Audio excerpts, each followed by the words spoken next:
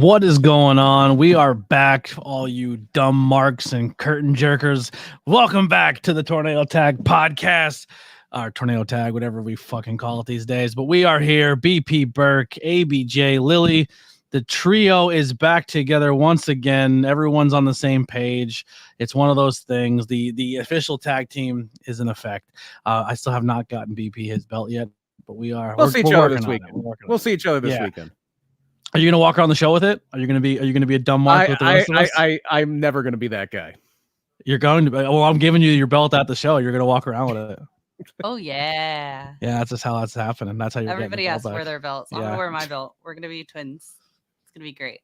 Yeah, we're gonna be dumb marks together. And if people are wondering what are you guys talking about? Where are you gonna be? Well, we're gonna be going to Halloween Havoc on Sunday, to go see some stuff. Myself and Lily will be dressing up for the occasion. I'm going to be doing my best impersonation of Rey Mysterio, a fat Rey Mysterio, and Lily's going to be Eddie Guerrero. Cross-dressing Eddie Guerrero. Yeah, so we're going to have some fun. BP, who are you going as for Halloween? I'm going as backstage interviewer BP Burke. Hey, I love that. That's going to be awesome.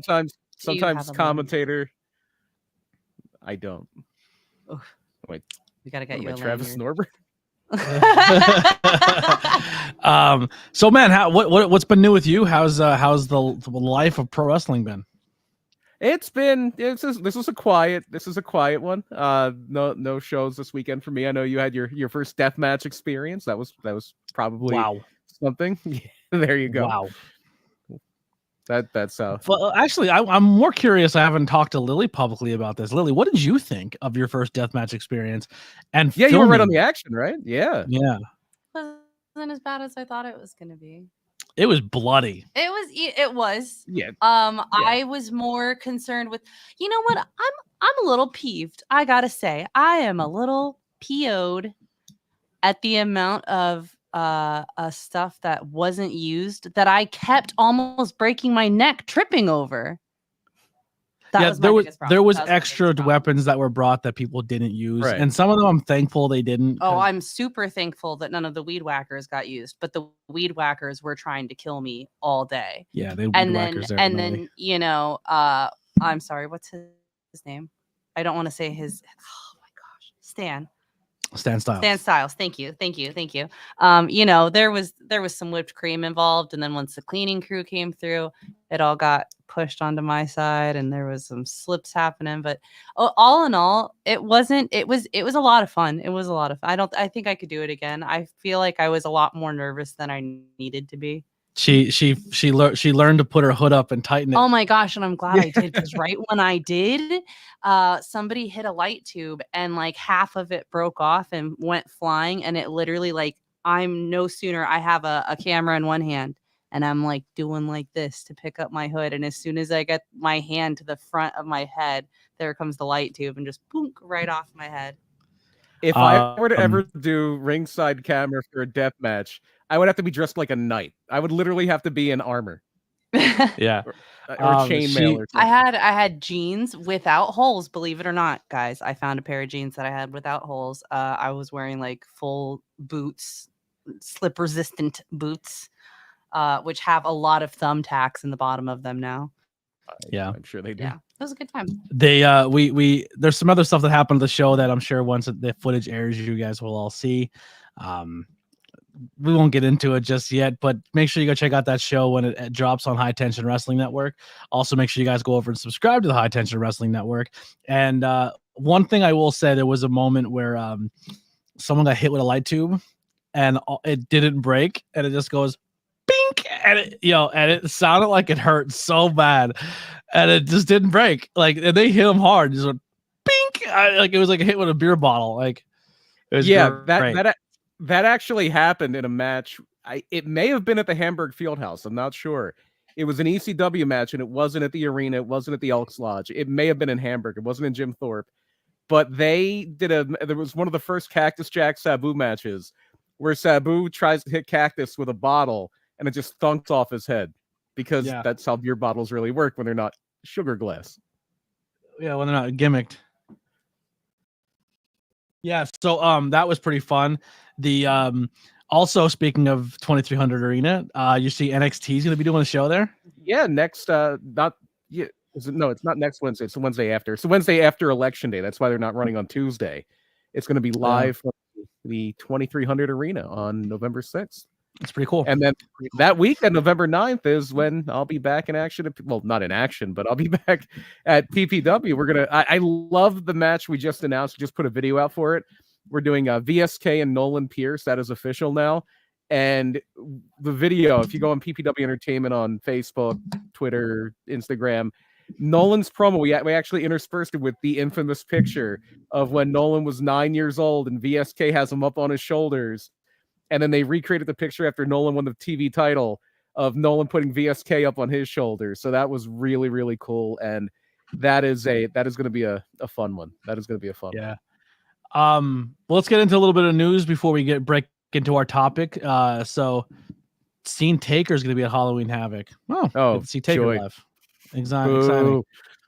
So there's our first bit of news. The Undertaker's officially Batista? Yeah, the Undertaker's officially dead to me, and I'm a huge Dave Batista fan. Yeah, he's the animal.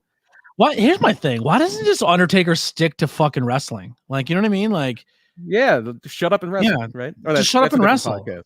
Shut up and talk about wrestling. I don't want to hear that. Ew. I can't say the same thing for Kane because Kane. Yeah, he's a mayor, but he's into that politicking. Stick to your Tennessee bullshit, Kane. Yeah. Undertaker and Kane did a podcast with Donald Trump, and then I guess did a response to Dave Batista calling Donald Trump and every name under the book, which it is what it is.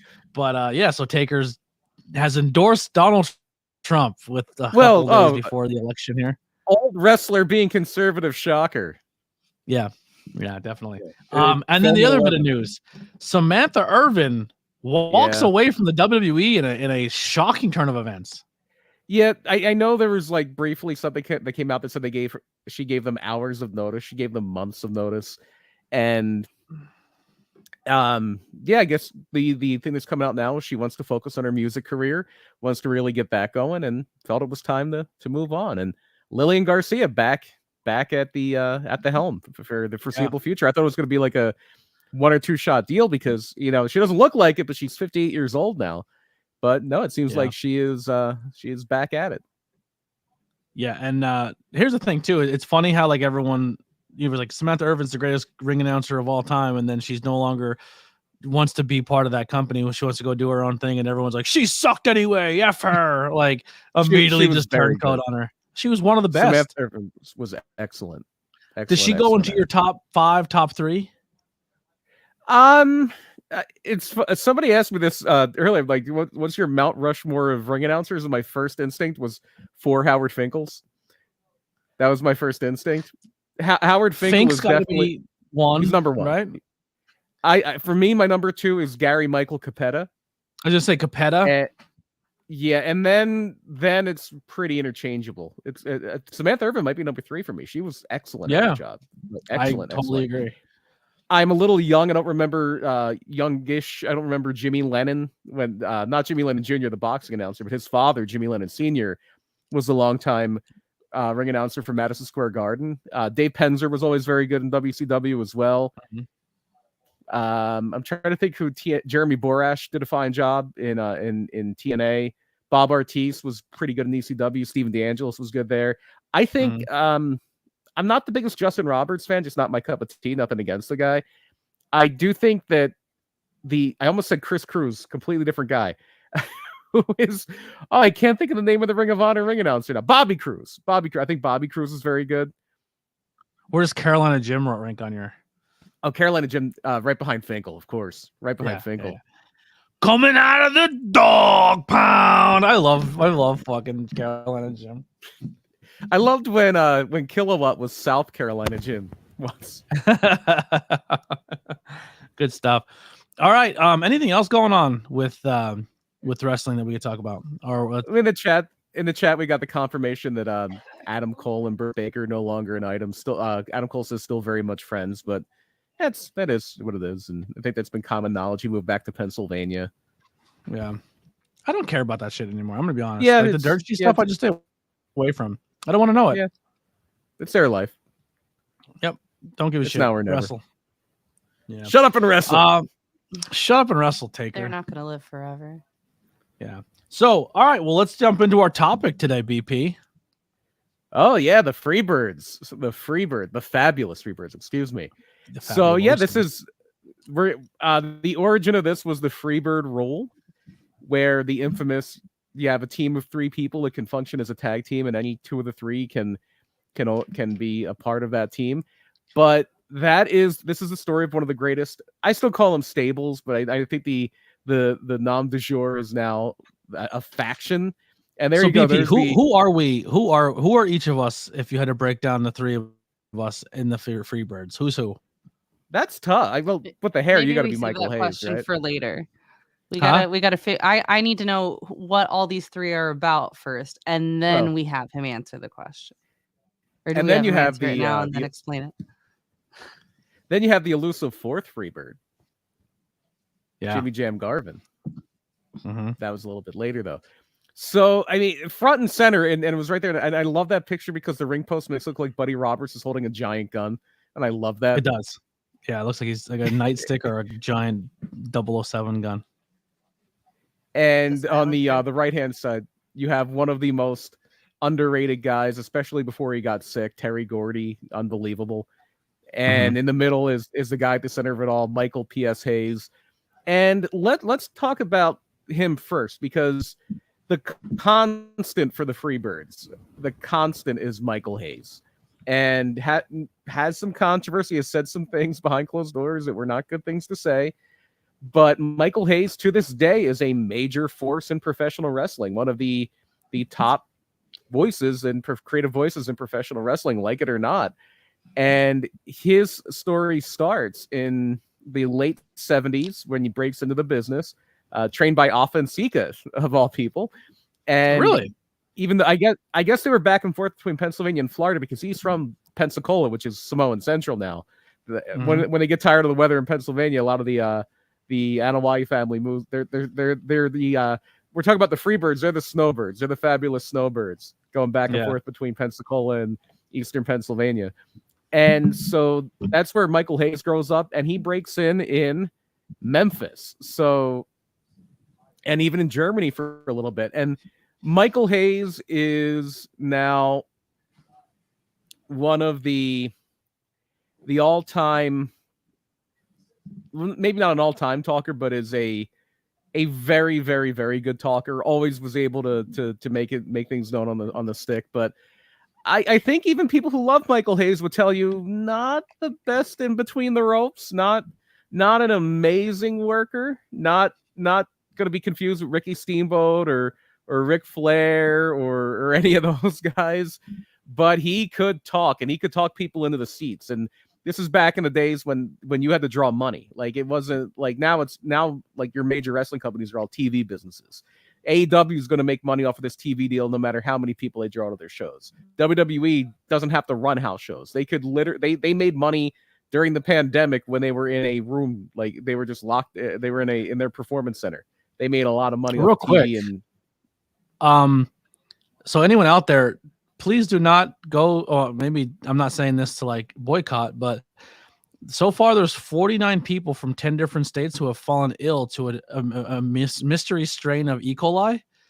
And from the Quarter Pounder, McDonald's, right? From Quarter Pounder, and one's now reportedly dead. Oh, geez! Like, picked a good time to give up fast food. Picked a good time to be poor. I was like, wait a minute, we gave up fast food, or we just can't afford it? That too. McDonald's isn't the go-to usually anyway. No. I don't do a whole lot of fast food, although I did have, after PPW, I did stop at a Wendy's. Did you get the Krabby Patty meal? I did get the Krabby Patty. I don't know why. Like, what'd you think? SpongeBob's it was fine. It was a burger. It's a burger from Wendy's. It was good.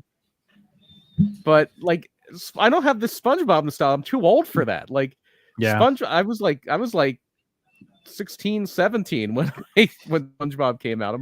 It's a little It's a little before my time. Rat says, "How the hell did you butt hurt somebody about talking wrestling?" That's what I do. That's have you not been listening to ABJ speak for 6 years? Welcome to the show. Yeah. Welcome to the show. People dislike my takes and cry about it. It happens. So Michael Hayes is breaking in Memphis, and in Memphis, this is where he's kind of cutting his teeth. But then he goes to Mid-South Wrestling, which is Bill Watts' territory. Well, it may have been Bill Watts, Leroy McGurk at this point. And this is where he gets put together with this big, corn-fed, 6'5", 6'6", 19-year-old kid named Terry Bam Bam Gordy, and this grizzled old veteran from Canada, Buddy Roberts, who, oh no, yeah. Fight the power, Austin. So, and your favorite son's gonna die of E. coli. My mom's here, real quick. Your favorite son's gonna die of E. coli. Yeah. No, your favorite son, Austin. A report just came in that one's dead of E. coli, and there's like a bunch of people getting E. coli from McDonald's eating quarter pounders, and Austin goes, "I may or may not had a quarter pounder today." So, yeah. So if your kid dies, you know why. Quarter pounders are McDonald's. They're Tootsie Quarter Pop. pounders from McDonald's. Yeah. They're saying mostly on the news it was Burger King. That has. So then we're dead because we had Burger King last week. Who cares? Anyway, so we were at Terry Gordy. Terry Gordy, we're talking. We're talking. Your kid's dead. That's why. Okay. Can only. Hold on. Let her go for a second. Just let her get out of her system. That's why you can only have Krabby Patties. That's not your son. That's BP Burke. No, that's BP Burke. That's not your son. BP Burke. That's not your son. He's in the chat. Yeah, this is a podcast, by the way. So this is going out for everyone to hear. No, you should definitely not. Everyone's going to hear this for the rest of eternity. Yeah. You in the back. Go ahead. Thousands. It's Burger King. All right, we're good. We're gonna go back to our show now. Love you. Bye bye. You don't have to leave. I'm just not acknowledging your existence. Okay, anyway, so I got Mid-South Wrestling. He got put with Terry Gordy and who? And Buddy Jack Roberts. So Buddy Roberts was his working name, but they called him Buddy Jack Roberts because of his affinity for Jack Daniel's Tennessee whiskey. Oh. So to get that nickname in professional wrestling, you have to drink boatloads of whiskey. Boatloads of whiskey. So the Mid-South areas where they come together is the fabulous Freebirds, of course, named after the Leonard Skinner song "Freebird" that people shout for all the time when they're trying to be annoying at concerts. And this is around the time that Michael Jackson starting to break out as a solo artist, and Michael Hayes would do the moonwalk, even to the point at WrestleMania 17 in 2001 in the Gimmick Battle Royal, he comes out with his big sequined rebel flag robe and does the moonwalk as Michael P.S. Hayes, which may have been his last match. Now that I think of it, I'm not sure about that. And they are one of the. Sometimes, especially back in the day, they would get incorrectly credited as inventing this, and they did not. But they were one of the real driving forces in the early 80s that normalized entrance music in wrestling. Because before them, most wrestlers just came out and did their match, and there was no music. Can you imagine like a wrestling show now without music? That would be insane. Be awesome. Why did you just do one? It would be. Well, I know I like music. Would it? Music. I feel like it kind of gives you that vibe for them. Do you know what I mean? Yeah, without that's also it, one of you're the just most kind of like, oh, somebody came out. That is also the most low stress job you could have in wrestling. That is the most low stress job is the music guy. Like the only problem with the music guy is if you mess up, everybody knows. But it's a relatively easy job, I would say. It's a good learning how to do things job. So the Freebirds get their start there in a Royal Rumble. That guy, no, Shawn Michaels paid him off. That was a conspiracy. That's something completely different. Shawn Michaels paid that music guy off.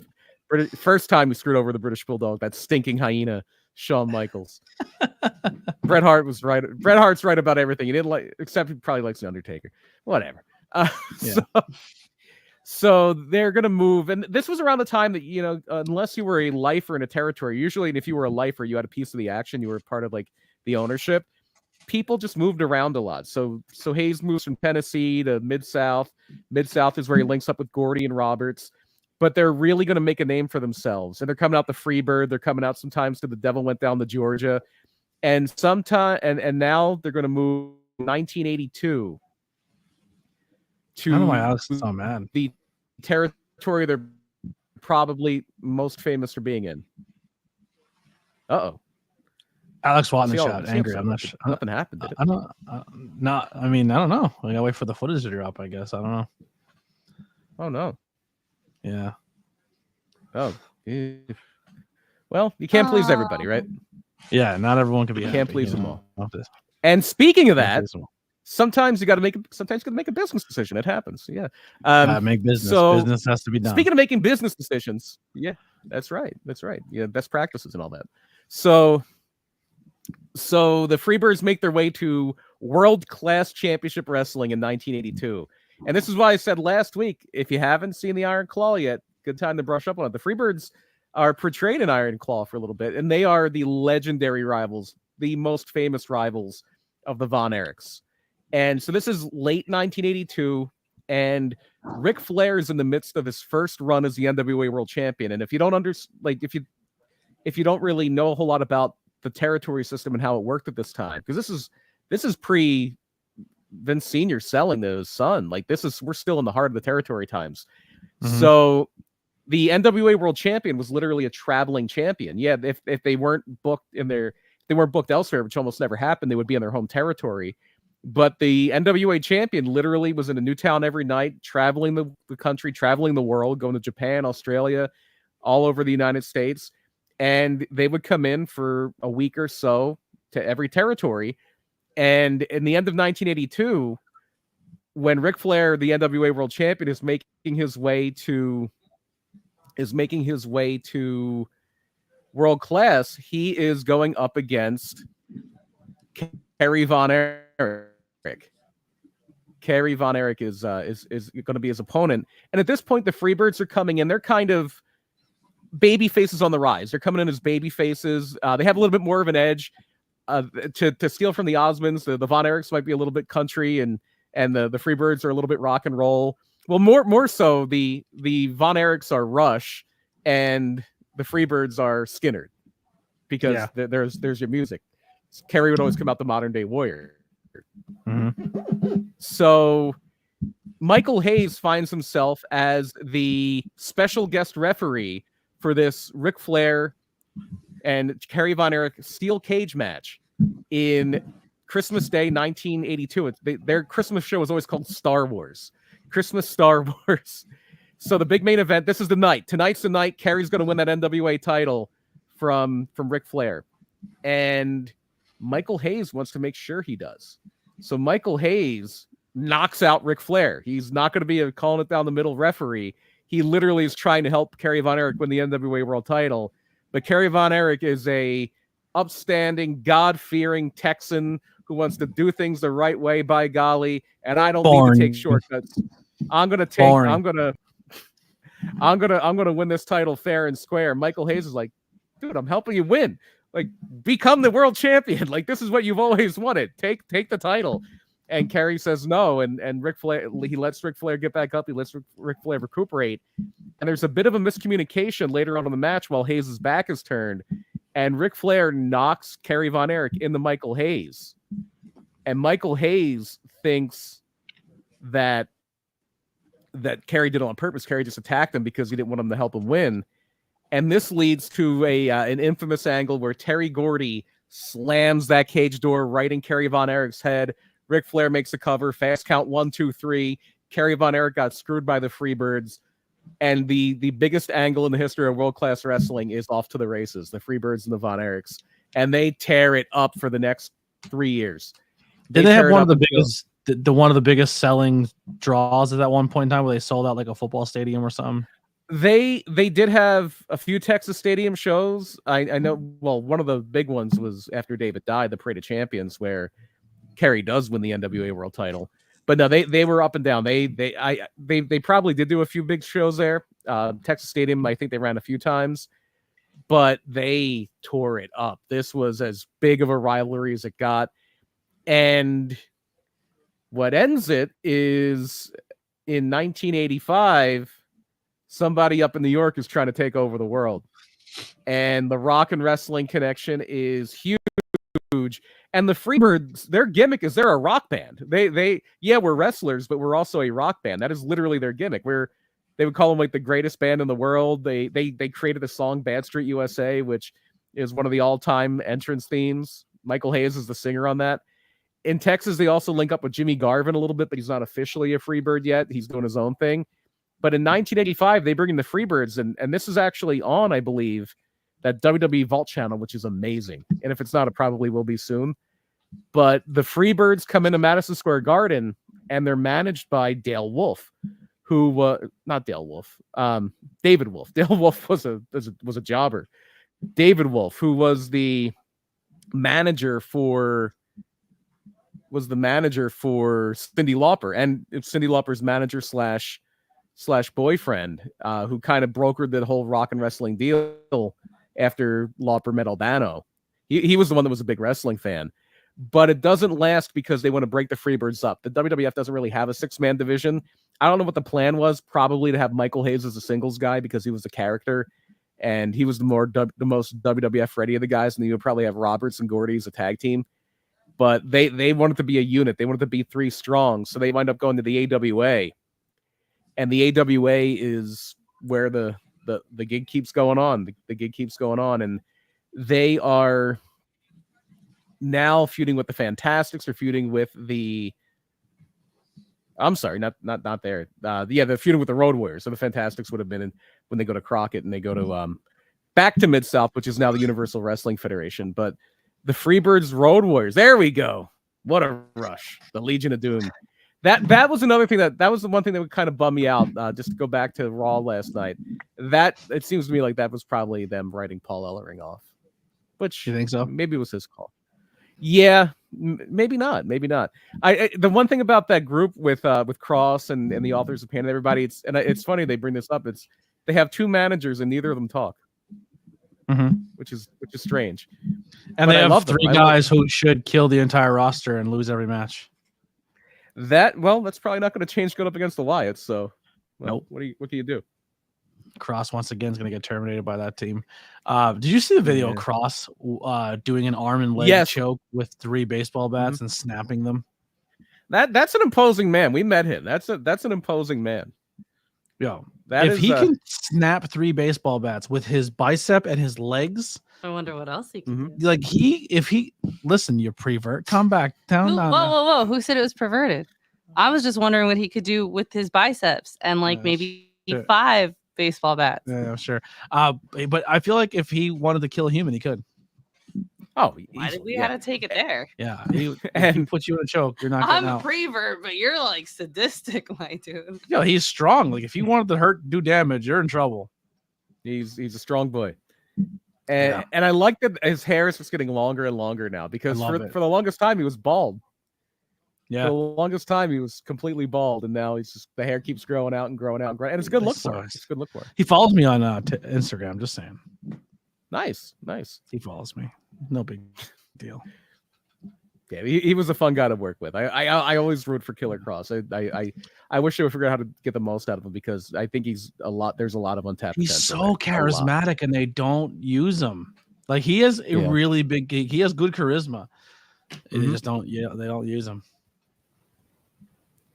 So back to the Freebirds who are now in the AWA. It doesn't last a whole long.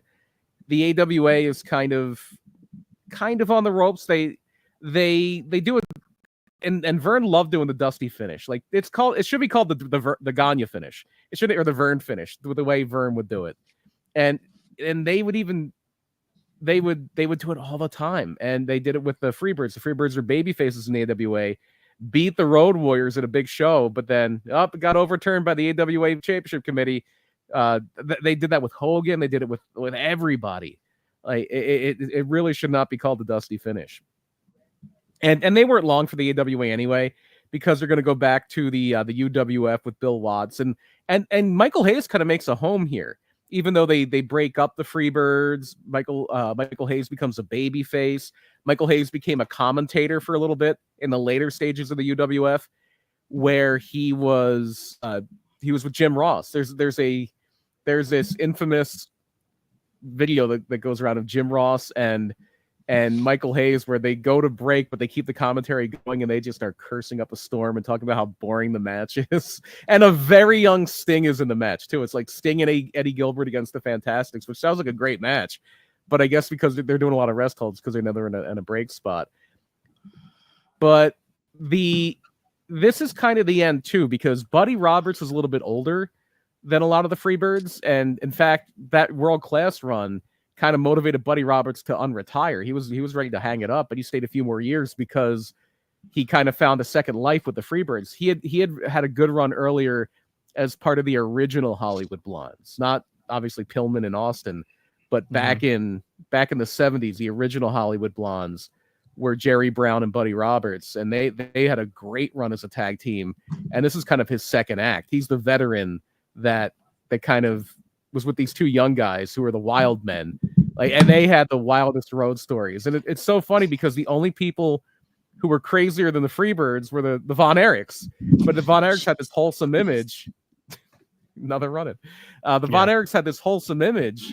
There's one of the most infamous pictures in wrestling. I love it. There is this picture of Michael Hayes and Kerry Von Erich, and Michael Hayes is holding up a bottle of Jack Daniels, and Kerry Von Erich is holding up a bottle of milk. And it's like, what is in that milk? Because Kerry Von Erich did more drugs than anybody. Like that was not a milk drinker unless that milk was laced with something. Yeah, it was Bailey's. But that was the whole thing. That was what really made that whole thing click. Was the Freebirds Von Erichs feud was these wholesome Texan Christian boys against these dirty Southern rockers who have teased up long hair, and they moonwalk, and they listen to the devil music, and they wear makeup. Probably, yeah, and they're and it works so well. And another thing they did a little bit later. Oh no, they did this in their first run of World Class. Buddy Roberts lost his hair in both of them, but and they redid this angle in the early, when NXT was first on the WWE Network. They had this stuff called the Freebird hair cream, where they did a hair versus hair match, but instead of it being you would get your head shaved, the Freebirds supposedly had this Freebird hair cream that it would just make your hair fall out. It was like Nair almost. And they did a thing where like Buddy Roberts got the hair cream dumped on him and he was bald and he would wrestle. He did the Kurt Angle thing where he would wear a wig and he would keep the wig in place with like wrestling headgear, like amateur wrestling headgear. I love that. And they use this. I totally forgot about this. And I'm jumping backward a little bit here. I'm just thinking of fun stories now. They did it like Michael Hayes was a huge heel in Mid-South at one point when the Junkyard Dog was basically Hulk Hogan in New Orleans. He was to New Orleans what Jerry Lawler was to Memphis. And they did this hot angle where the Freebird, and this is something ECW took and used for the Sandman, and they got really over. They did this really hot angle where the Freebird's hair cream got in Junkyard Dog's eyes, and he was blind. He was completely blind. He sold it completely. He sold it 100%. They say like he worked being blind either when his daughter graduated high school or when she was born. I forget which one it was. I think it was when she was born. He sold it like he couldn't see his daughter being born because he was blinded by the Freebirds. And he gives this like emotional promo about I couldn't see my daughter being born because of you, Michael Hayes. And eventually wasn't there a bit too where a fan pulled a gun out and was going to shoot somebody? Oh, okay, okay. It was Michael Hayes. Those New Orleans crowds were rowdy. They were rowdy. Like Ted DiBiase would talk about this too. Like the heels would usually have to park away from the building and then have one of the baby faces drive them to their car. They would like hide in the trunk or the boot of the car, because if the heels knew, if the fans knew where the heels' car was or whose car was the heels, they would slash their tires. They would set it on fire. They would flip it over. Like they were serious back then. Like the pre-kayfabe, like people took wrestling seriously. There were riots all the time.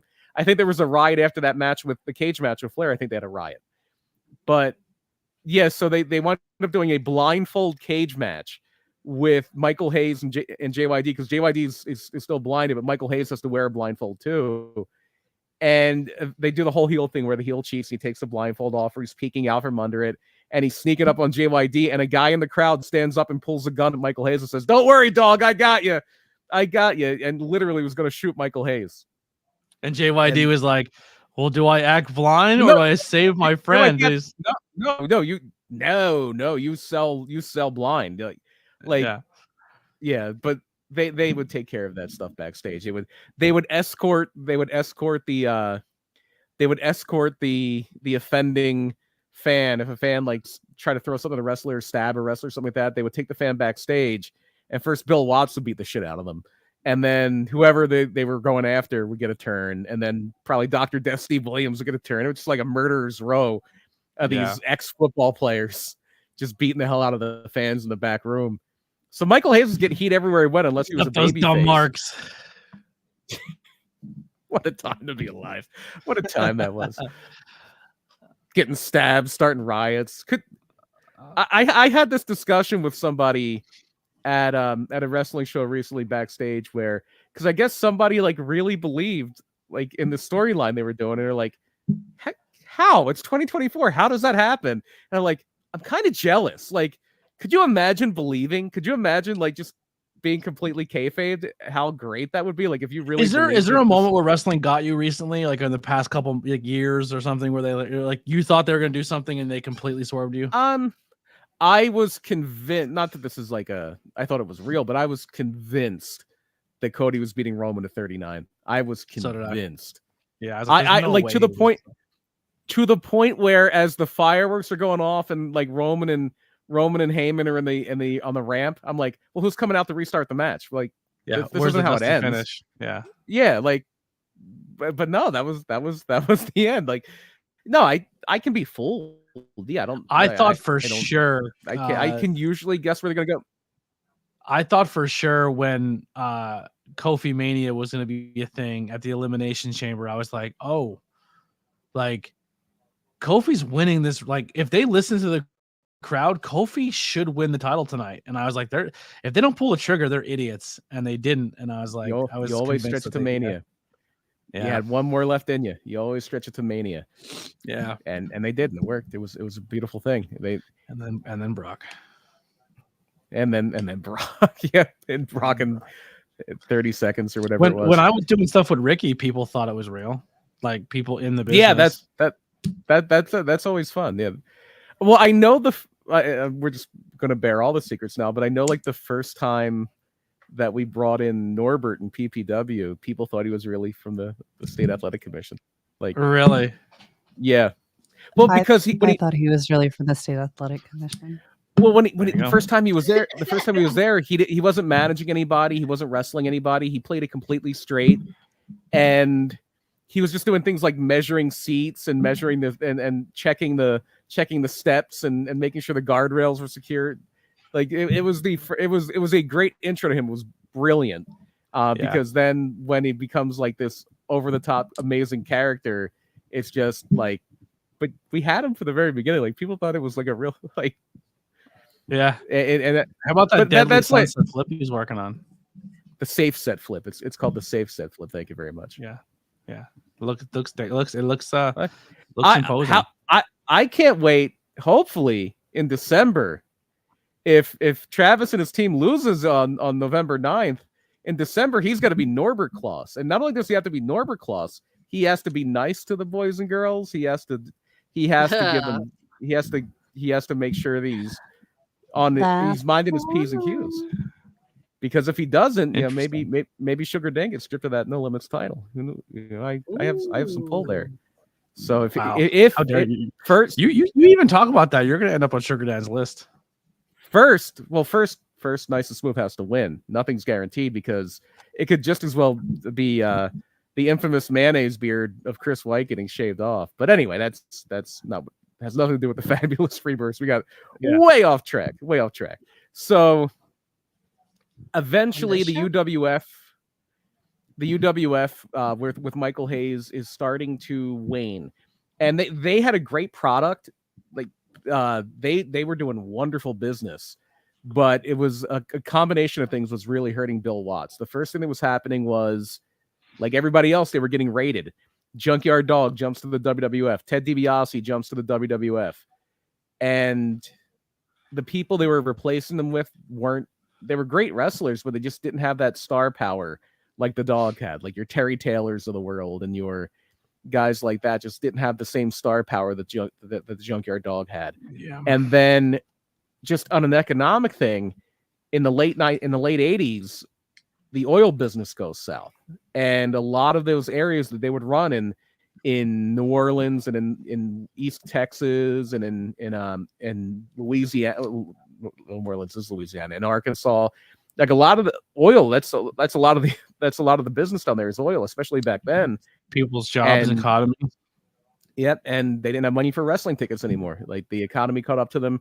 So in 1988, I believe, Bill Watts winds up selling the UWF to Jim Crockett Promotions, and Michael Hayes comes over, and that's where in 1989 we get this is the incarnation of the Freebirds that I remember. First, Michael Hayes comes in as a babyface, but he winds up turning on Lex Luger, has a very brief run with the U.S. title, loses it back to Luger at Starrcade, and in '89 we wind up getting the new Freebirds, which is Michael Hayes and Jim Garvin. And they would have some hangers on. Gordy would come in for a little bit. They had Rocky King, who was one of the enhancement guys. They would have him as Little Richard Marley. Like there were some like satellite Freebirds. Like back in Texas, sometimes Iceman King Parsons, who was a black wrestler there, would be the Blackbird. In fact, he had an offshoot group called the Blackbirds, which was him and two other black wrestlers. And so the Freebirds 2.0, this is when I would think of the Freebirds, like Gordy and Roberts, especially Roberts, were a little before my time.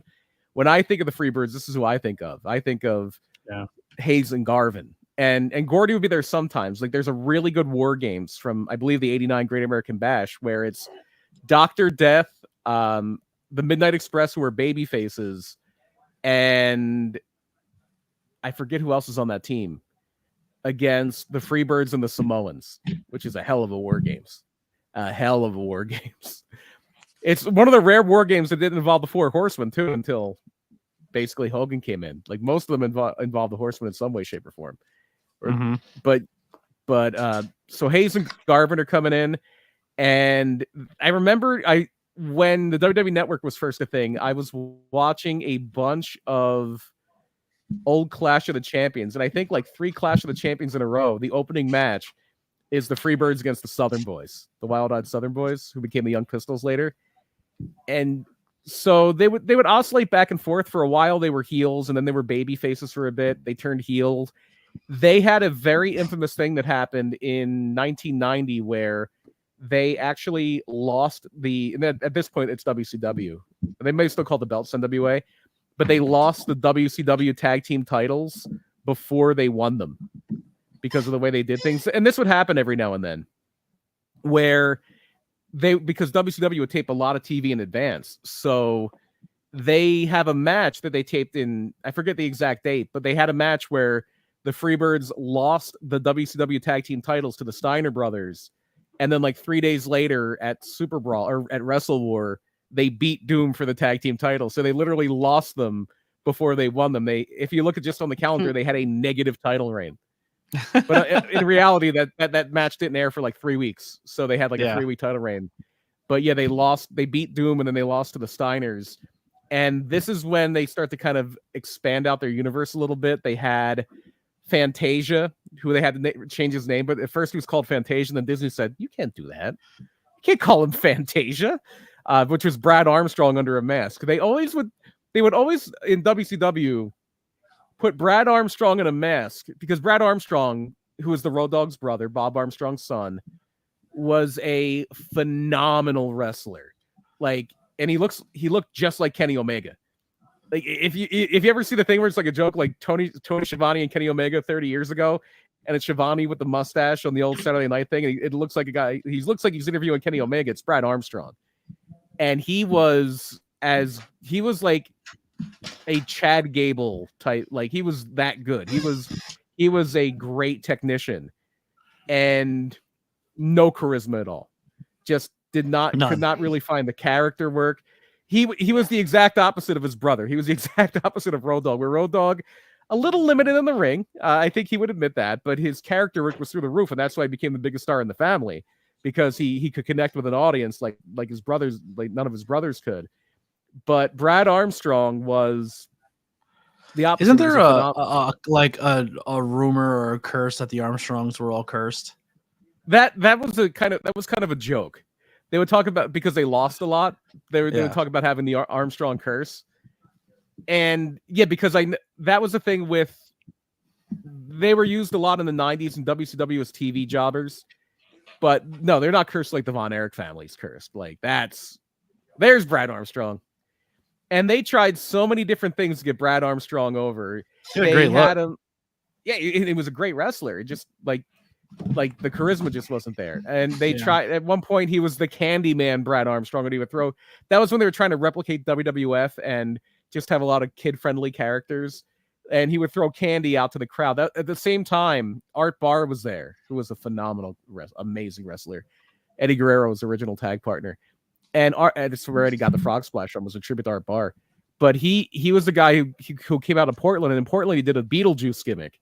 And then he came to WCW as the Juicer, and he was just Beetlejuice. And they had Candyman Brad Armstrong. This is around the same time they had the Ding Dongs. The Ding Dongs. The Ding Dongs, who they were this I think this was a Jim Herd idea. They were a tag team, a masked tag team, who had bells all over their gear. They were like full bodysuits, like the Conquistadors. They had bells all over their gear. They would ring bells in their hands as they were in the coming out to the ring, and they had a giant bell that they would ring. And if the one that was not the legal man would ring the bell, the guy in the ring would like get some power, like it was the Undertaker's urn or something. They were literally called the Ding Dongs. Some Travis guy. That's right. That's right. Got a like on Facebook. That's right. You're gonna get a violation to keep that up. You're gonna have a violation. I would just like to say I have nothing to do with anything that comes out of his mouth. If you don't subscribe, you get a violation. That's right.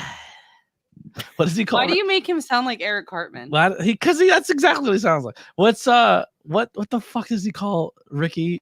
Junie Rice. Junie Rice. Junie Rice. Yeah. Unbelievable. Idiot.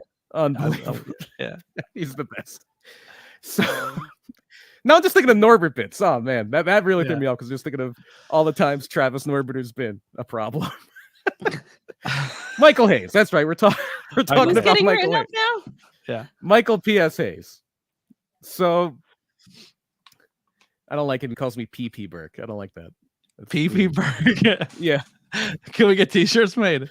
So if you want, I don't need a wrestling t-shirt. No, I have vowed to not be that guy who gets a little slice of say so and then is all over the show. I do not want to be that guy. Anyway, we're back. Though. Yeah, that's true. Tornado tag merch. You have your face on stuff. That's true. Yeah. So Brad Armstrong comes in as Fantasia, but Disney's like, nah, that's not gonna work. Oh, and another thing, he was Arachnaman instead of Spider-Man, and he wore purple and yellow instead of red and blue because those are WCW's colors. So they tried a lot of things with Brad Armstrong. And it's funny because the match he debuts in, I think he was originally on the other side, like, because the Young Pistols is the match where he debuts because he costs the Young Pistols the match. And one of the guys in the Young Pistols was his brother, Steve Armstrong, and Tracy Smothers were the Young Pistols. So I think Brad Armstrong literally gets kicked out of the match and sent to the back. Quick puts on the Bad Street costume and comes out and helps the Freebirds. It wasn't an angle, like he was never unmasked as Brad Armstrong. But they wound up just renaming him Bad Street instead of Fantasia. And then this is when they really start to lean into the whole rock band thing, because they have a road manager now, Big Daddy Dink, who was Oliver Humperdinck, who was formerly Bam Bam Bigelow's manager.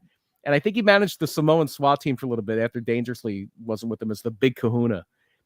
And then they bring in Diamond Dallas Page as their mouthpiece. You already have Michael Hayes, and now you have DDP. So they were really, really just over the top with the Freebirds, but it didn't last long because I think Jimmy Garvin at this point was starting to get out of the business. And it's funny because he had the biggest perm of them all, and then he came back like a year later and he's completely bald. He lost his hair. So they did wind up disbanding in the late 90s. Michael Hayes became a manager, and he was a personality for a little bit. And they do kind of come back at one of the, I think it was Starrcade 93, where Michael Hayes was supposed to wrestle Johnny B. Bad in the opener, but he comes out in a wheelchair and Jimmy Garvin's with him. At this point, Jimmy Garvin became a pilot. I think he was like a commercial, like not a commercial airline. I think he was like FedEx. I think he flew for FedEx or something. Yeah. But they had one last run there for like a few months, and then Michael Hayes left and Garvin fully retired. And that was kind of the end of the Freebirds, because at that point, Michael Hayes in 1995 goes to the WWF as Doc Hendricks, cuts his hair, and he's been there ever since. And that's kind of the legacy of the Freebirds. Did he cut his hair, or did somebody else cut his hair? Maybe they used the Freebird hair cream. Who knows? Didn't someone cut Michael Hayes' hair on the plane ride from hell? Yes, that was later. That was much later. That caused a lot of problems, didn't it? Oh yeah. Michael Hayes has had some issues. Michael Hayes has done some things that aren't really. Well, let's talk about what's some of the controversy with Michael Hayes. So he was suspended for the big one. He was suspended for a little bit because I think he had some issues with substance abuse.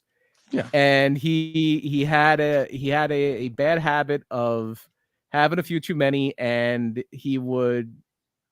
I think it happened at like Triple H and Stephanie's wedding, where he kind of made it. I think he was trying to sing Band Street USA. He like got up on stage with the band and was trying to like just basically take over the wedding. And the one that got him in a lot of hot water, if it would have happened a few years later, probably almost definitely would have gotten him fired, at least for a little bit. He at the WWE Hall of Fame, he said to Mark Henry, "I'm more of a fill in the blank than you'll ever be." Wow. Yeah, and he got suspended for that one, but yeah, a few years later he would have been out the door. Door. But he at that point he had been entrenched. He was Doc Hendricks for a little bit, and then he did have a little run as Michael Hayes, and the closest that he came in WWF or WWE to kind of having a Freebird type thing was when he was managing the Hardy Boys, and they would do kind of the trio thing, but it wasn't like explicitly Freebird.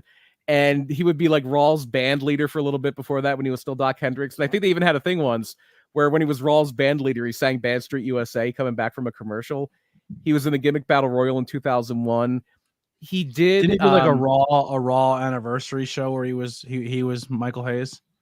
He may have. I know at that point he was kind of getting out of wrestling. Let me see here. He became the head writer in October 2006. He was on TV every now and then, but I don't know if he was one of the people attacked by the Nexus. But I think that I'm going to double check here. I think that Gimmick Battle Royal may have been his last match. Although he did do a thing, I don't know if he actually wrestled or not, after Terry Gordy died. Unfortunately, the only living Freebirds are Hayes and Garvin. Buddy Roberts died of cancer, I believe, about 10 years ago or so. And Terry Gordy also had some issues with substance abuse. And I don't know if he had, I think he had a bad incident on a plane. I think he may have overdosed on pills on a plane and basically had a stroke.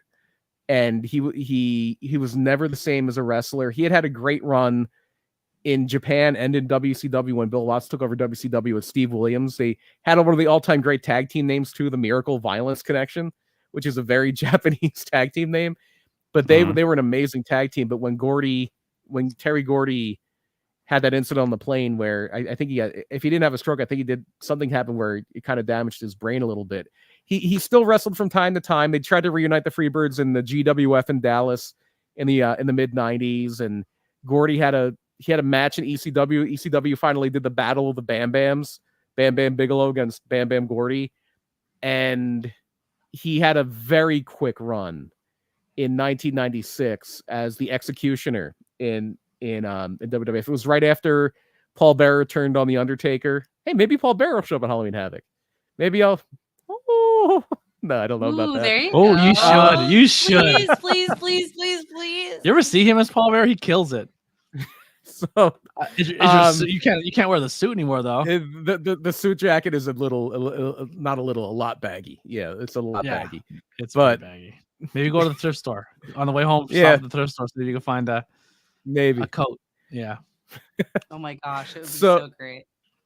So the whole thing with Gordy was he did have that little run as the Executioner, did not go well because he didn't have it anymore. That injury really was kind of the end for him, and then he did unfortunately die in 2001. Although shortly after his death, Michael Hayes, and I don't know if he had a match or not, I'm looking that up right now.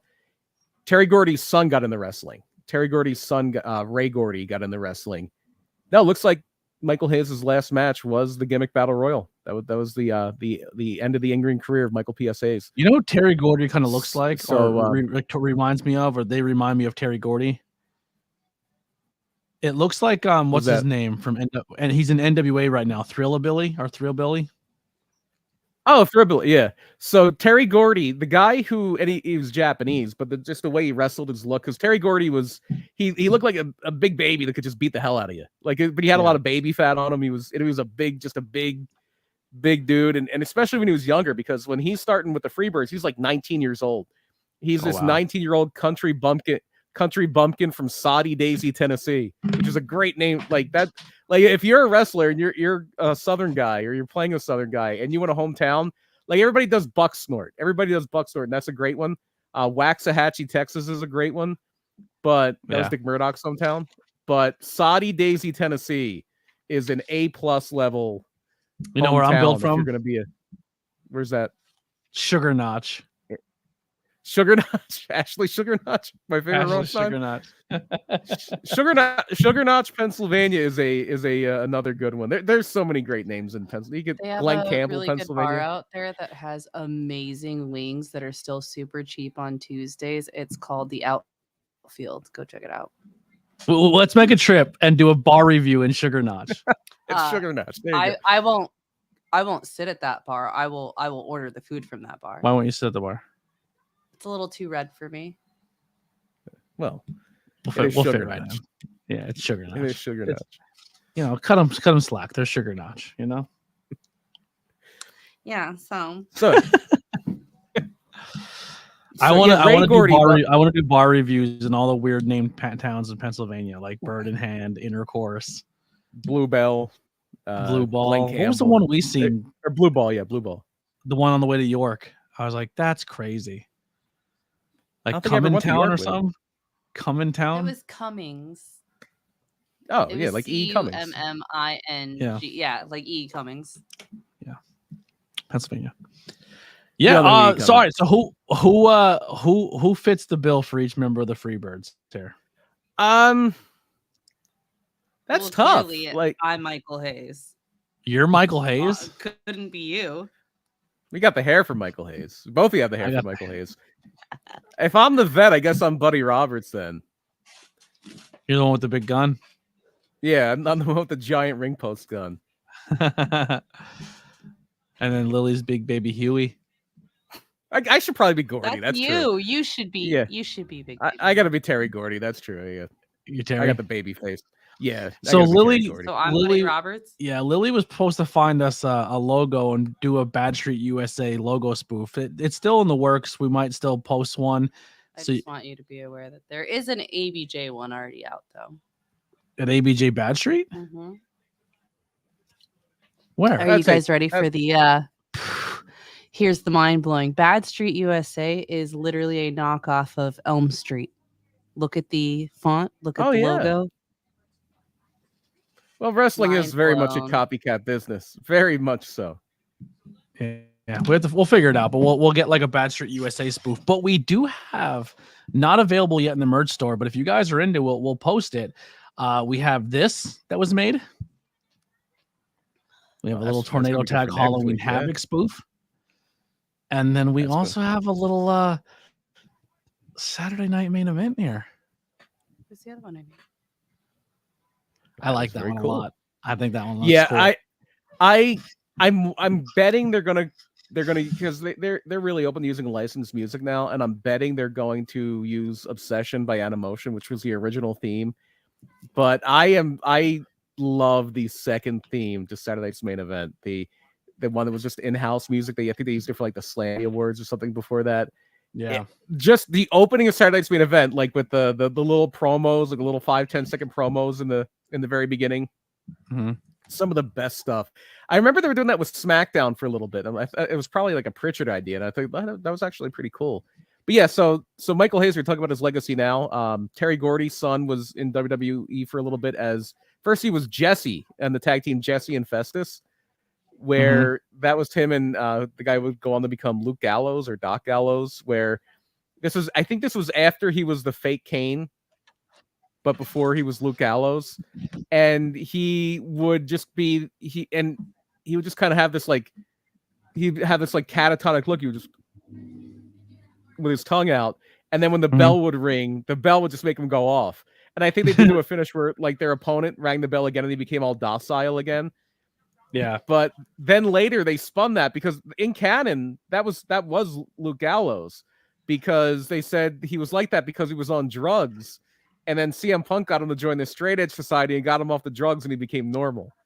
Oh, well, there's also There's also a photo of him as Festus, where one of his boys fell out of his trunks. Oh no, no! And WWE took a photo of it and didn't realize that his nut was hanging out of his pants, and he thought it was so funny that he got 8x10s made of it. Oh jeez! And he used to sign 8x10s. And not tell anybody that the reason he thought it was funny and sold the 8x10s is because his balls were hanging out. That's amazing. That's like the Billy Ripken baseball card where they wrote "fuckface" on the bottom of his bat and nobody caught it. Like the card is out there, or the 1 2 3 kid eyebrows shaved off. Yep. Yeah. So the fun fact is, we met Gallows, and I asked him if that story is true, and he said he goes, I wish I still had one, but no, it's 100% true. I used to do 8x10s with my ball, one of my balls hanging out of my pants. That's like and I haven't checked in a while, but it marvels me still that Peacock or WWE or whoever has not edited the main event of Starrcade 86, where Ric Flair's wrestling. Yeah, Ric Flair's wrestling Nikita Koloff, gives him a vertical suplex, and the Russian sickle is out. And Tommy Young has to swoop in and cover it up. That's why he's the best referee. Not even cover it up. He swoops in and puts it back in for him. Yeah. Tommy Young. That's a referee right there. Imagine a referee scoops your whole junk with his hands and puts it back in your trunks. Well, not saying that this makes it any easier or makes it any different, but if I'm not mistaken, I believe Tommy Young is how do we put this delicately? Tommy Young's gay, I believe. I'm not 100% of that, but Tommy Young is a gay man. Yeah, tons of gay wrestlers, tons. Oh yeah, of course. Yeah. So real quick, NXT and Halloween Havoc. Here's some matchups to look forward to, and I wonder which one you're most pumped for.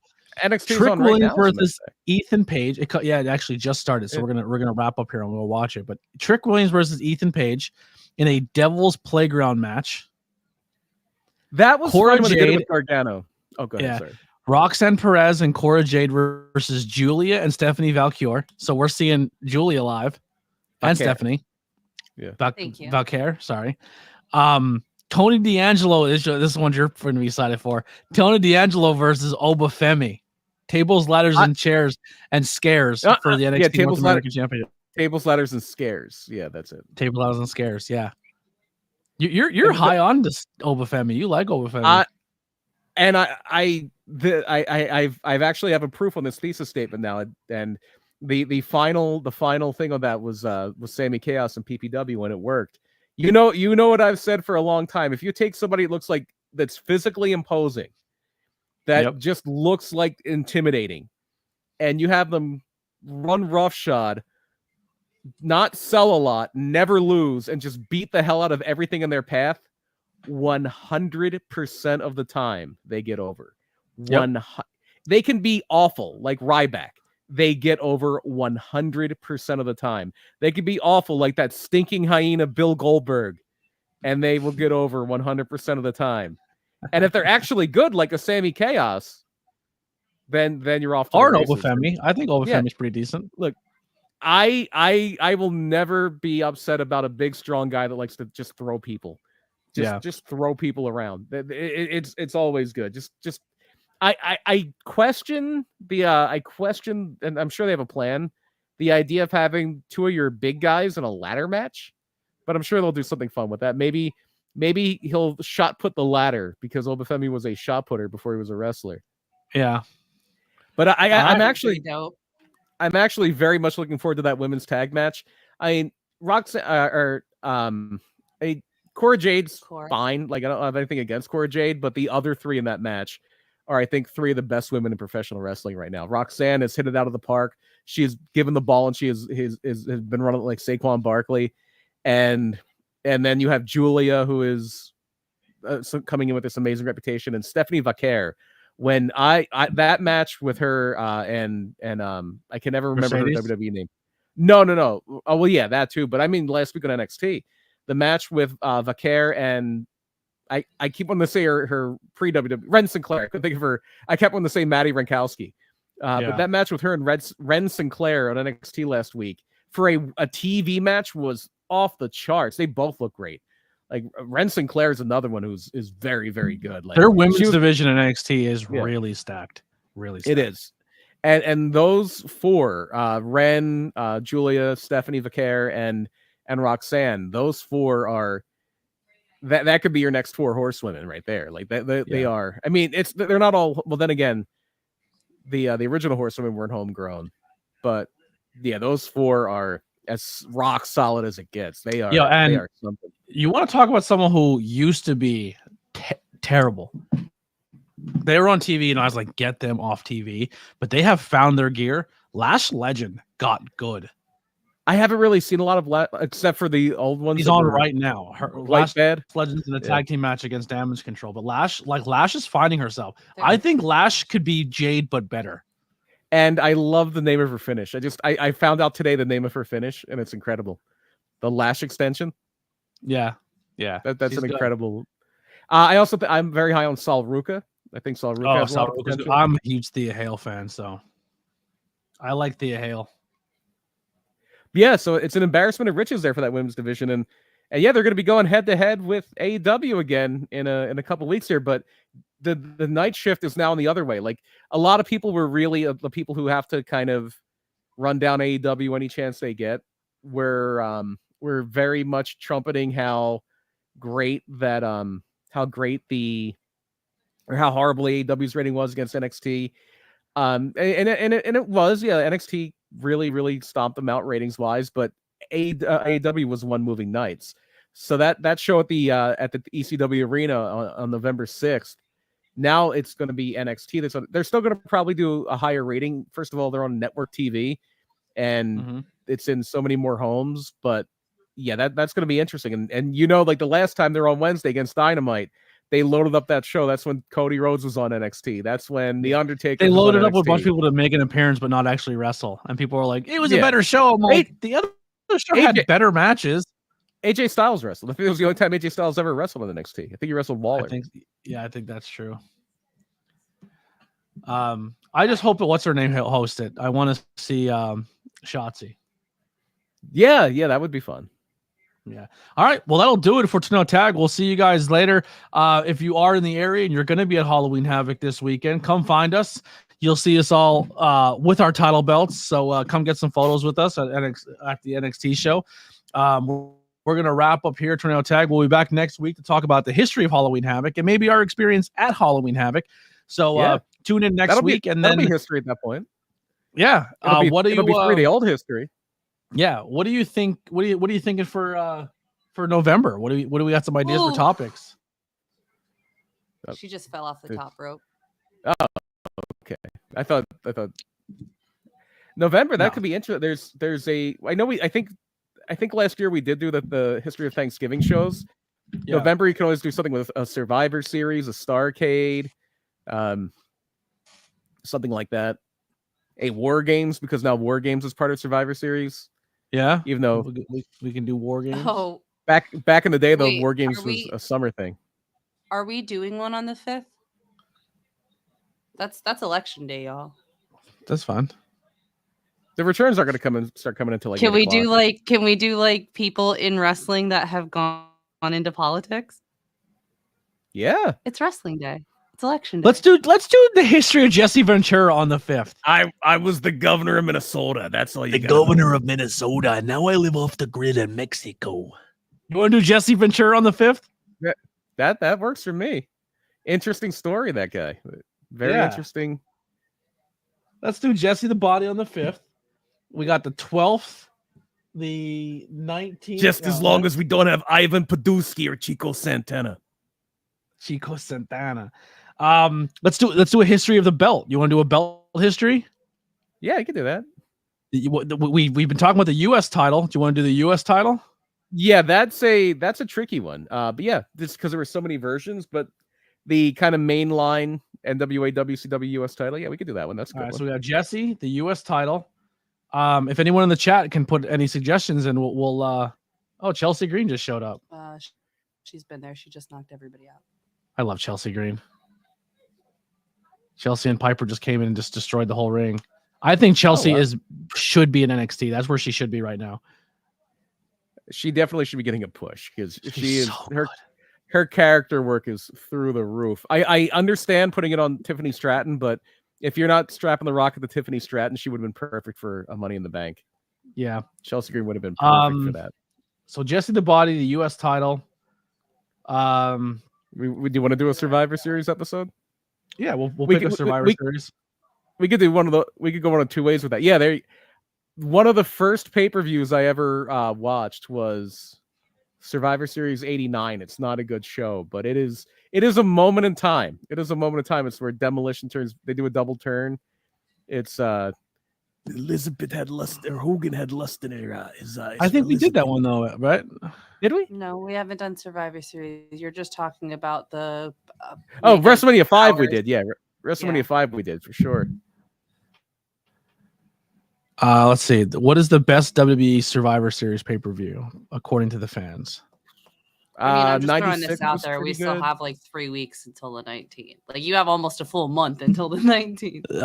They're saying 1998 Deadly Games: The Rise of the Rock. Oh, that's an interesting one. That is the magnum opus of Vince Russo. We could do Deadly Game. We don't do a lot of Attitude Era stuff. I always like to push it back to the 80s, but 98. 98. 98. Let's do 98. 99 is 98. 99 is when where Austin gets hit by the car. Yeah. And then Steven Chambers in the chat says Eddie Guerrero or Earthquake. I'm cool with an Eddie episode. Yeah, that would be fun. Want to do Eddie? All right. So we'll wrap it up on the 26th with Eddie Guerrero. One of my all-time favorites, so I'm good with that. Eddie Guerrero is top 10 for me. We're lined up for November, so I'll work on those thumbnails. BP, anything you want to plug before we get out of here? I brought it up earlier. Just PPW Engage is going to be on the 9th of November. So I think it's 2 weeks from Saturday. Wow, that's coming up quick. We have some matches left to announce. I'm very excited about this one. I think it's going to be a really fun show. That Nolan Pierce VSK match has so much history behind it. Facade and Brad Baylor is going to be a lot of fun. Zoe Cannon is going to make her debut in PPW. Jasmine Howell is going to make her debut in PPW. So I always like seeing new faces in the women's division. Last month we had Nahir Robles in. She was incredible.